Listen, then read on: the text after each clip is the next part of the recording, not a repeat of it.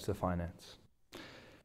Without further ado, it is my great pleasure to introduce and invite to the stage His Royal Highness Emir Muhammadu Sanusi II, the Emir of Kano.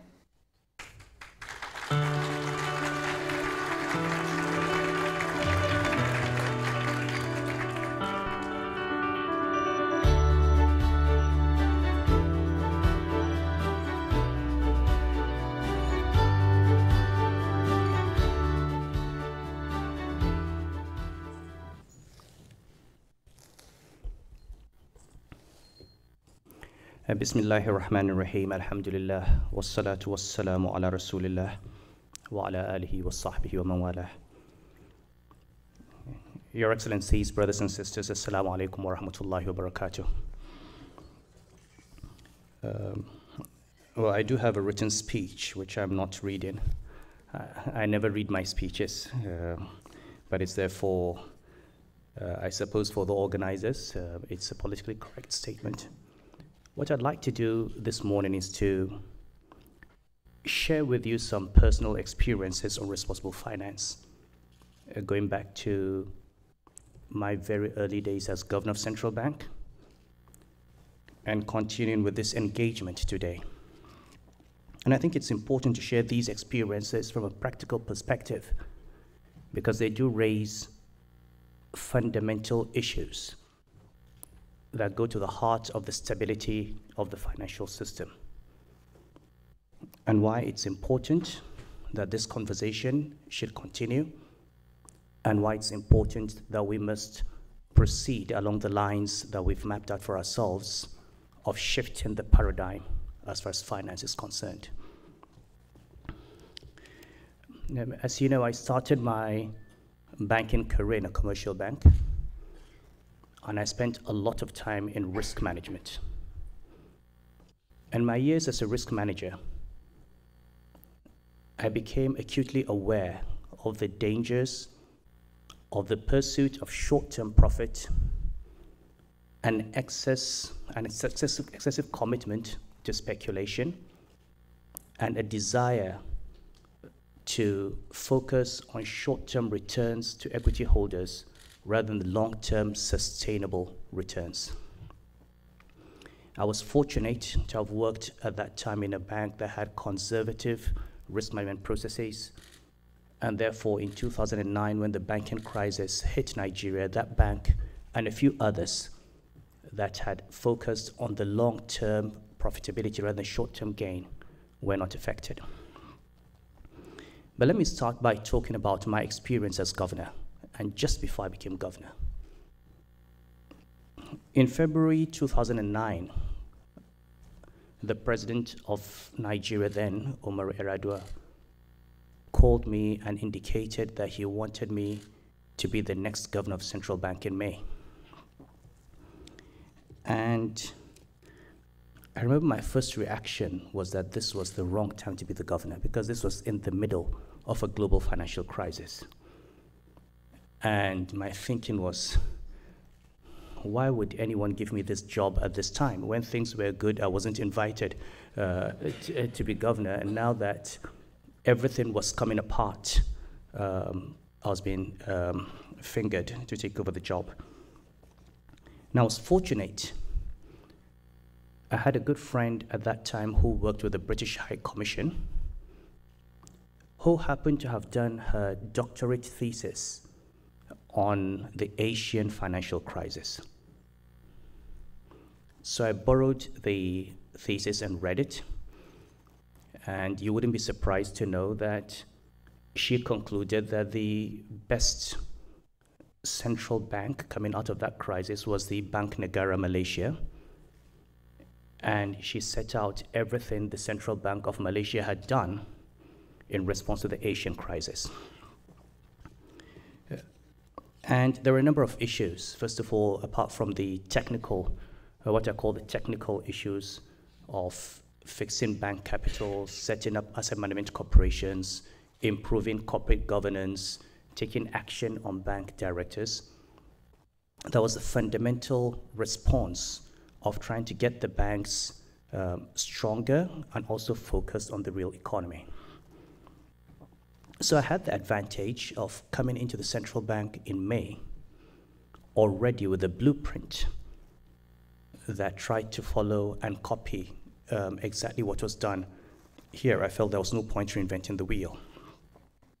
Now, in terms of the short-term measures of saving the system, we did that. It was difficult, but we did that pretty quickly enough. It was basically go into the banks, look at their books, understand exactly where the losses were, identify those that were a threat to the system, take out the management, put in capital, put in new controls, and that was something you would do in 6 months to a year. And then the hard work started. Looking at why the banks collapsed, we came down to about 3 things. First, obviously, was speculation. We're an oil-producing economy, and if you look at all oil-producing economies, you find a very high correlation between commodity prices and the stock market. Oil price goes up, money flows into the system, the stock market goes up, banks see opportunities to make huge profits, lending to oil and lending to the capital market. And it goes on, and people can continue literally making higher and higher profits year after year until commodity prices fall again. And then the stock market crashes, and then all those profits are wiped out. So you keep going into these boom-bust cycles.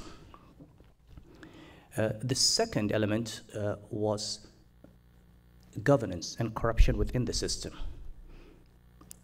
We discovered in the case of many banks that while it was true that a lot of money was lost on speculation in the capital market, much more money was lost actually because of failures in governance.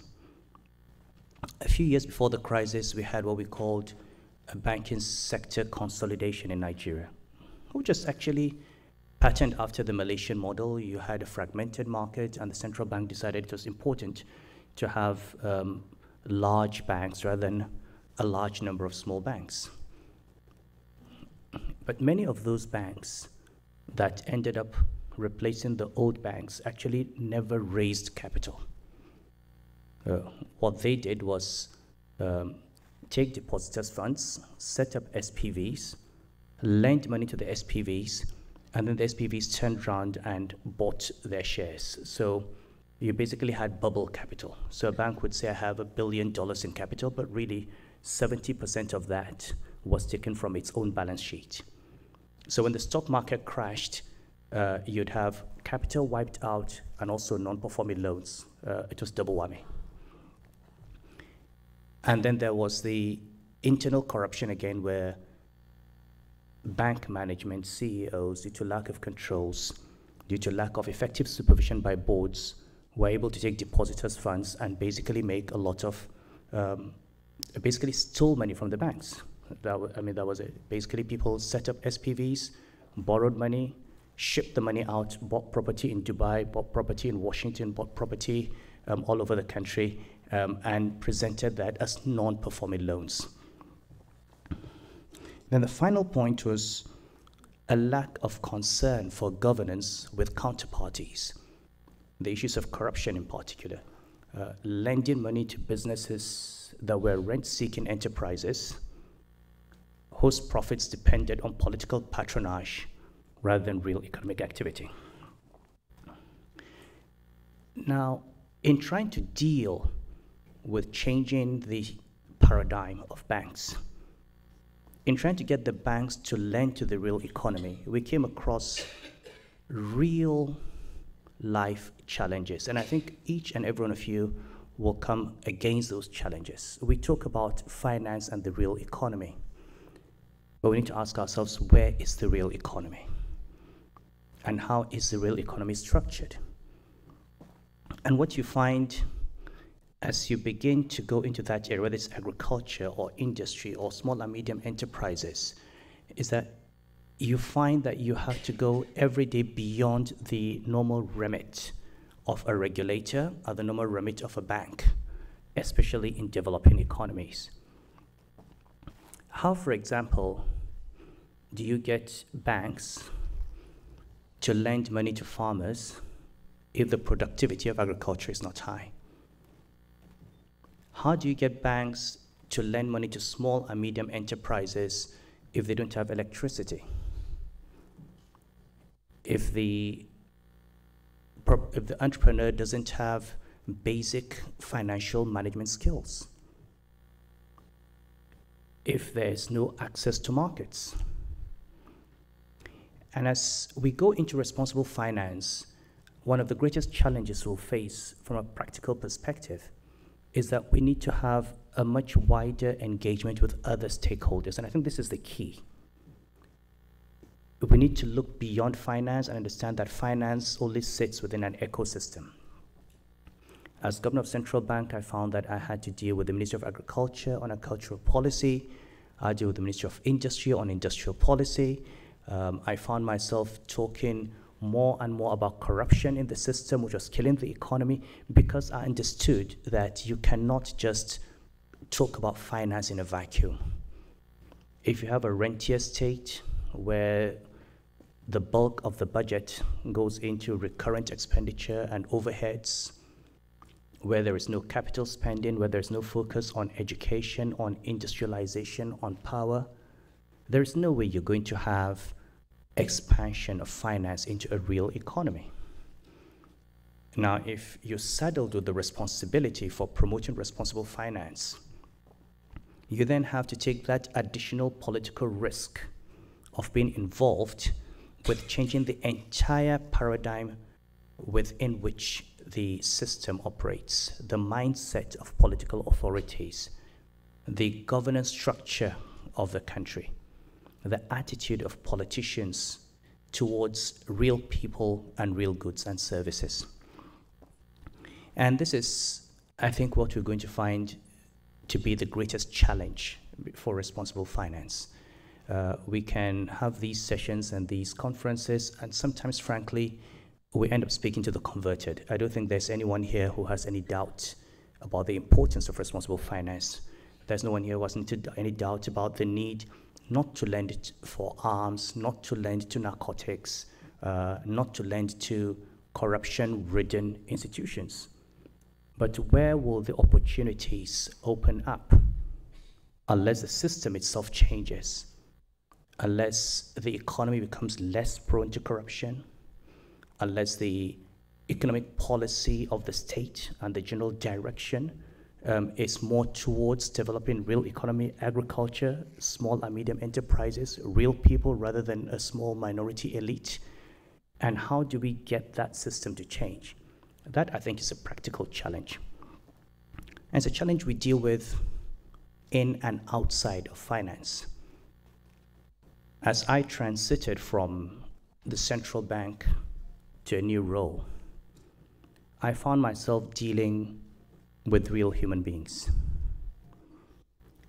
When you're in a central bank or in a finance ministry and you're dealing with numbers and statistics, they can look bad, but you don't really have a good idea of what they mean. So you look at poverty numbers, look like a country like Nigeria and see, 70% of the population is living on less than $1 a day, 90% is living on less than $2 a day. And yeah, the numbers are bad, but you don't know exactly what they mean. And I talk about one of my saddest days as an emir, because every day, Monday to Thursday, I receive people who come with what are called petitions, and some of them have issues and problems. Some want help for drugs, some want food, some have issues in marriage, some have problems with land. And on this particular day, as we were waiting for petitioners, I heard a very big scream. And it turned out that a woman had come with her baby, and while she was waiting to see the emir, the baby died. And that baby died because the woman did not have 3,000 naira, the equivalent of 10 US dollars, to pay for drugs. So this was a woman whose child died because she did not have $10 to treat the child. And it happens every day. Because we build economies where we don't think of people. You know, we look at GDP per capita, inflation. You know, I mean, we have a country, in my country, we had a president who said, well, our economy is doing so well, Nigeria has more private jets than any other country. I mean, that tells you the mindset.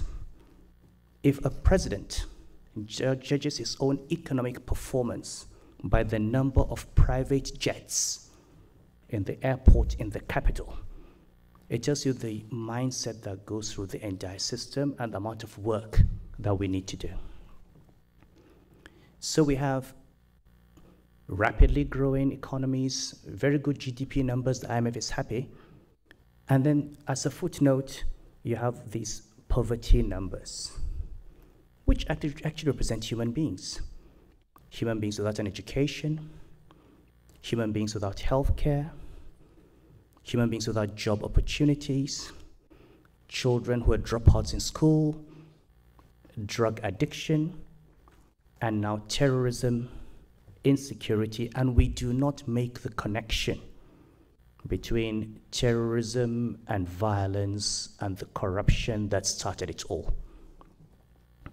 So if there's any message that I have that might be new or maybe not so new, it is for us to remember that finance does not exist in a vacuum. And you can't have responsible finance in an irresponsible economic and political environment. And for us to seriously pursue responsible finance, we have to take risks. And the biggest risk we have to take is one of confronting the system and changing the entire system. It's not enough to say, I will not lend to corruption, I will not lend to narcotics, I will not lend for gambling industries. Well, how do you actually be part of a process that stops the proliferation of these industries? How do you actually fight corruption? I had to take those personal decisions as a governor of central bank. I faced a country, I was working with a government, and I was confronted towards the end of my stay as governor with evidence of huge amounts of money taken out of the system. And I had to take a decision. Do I risk the independence of the central bank by confronting political authorities? Many people still blame me for losing the independence of the bank. The way I see it, I had to make a choice between independence and integrity. And it was clear to me that if the central bank chose its independence over integrity, the central bank had already lost its independence. And independence is about confronting that system, about exposing that corruption, and about taking those risks. And what I urge you to do is to think of yourselves as the vanguard of people in finance who are willing to take a risk to change the world in which we live, to change the mindset of political leaders, to change the mindset of business, to think about people, about that woman who wants to have a life for her child, about that poor orphan who needs an education, about the young graduate who needs a job, rather than the small elite class that continues to make money at the expense of the majority. I'm not sure you'll find this in my speech. There's a speech that's out there but I think this is what I thought I should do, rather than come all the way and read something that you're all familiar with, say something that flows from the heart, something that's very personal, and something that hopefully we can all share. Thank you.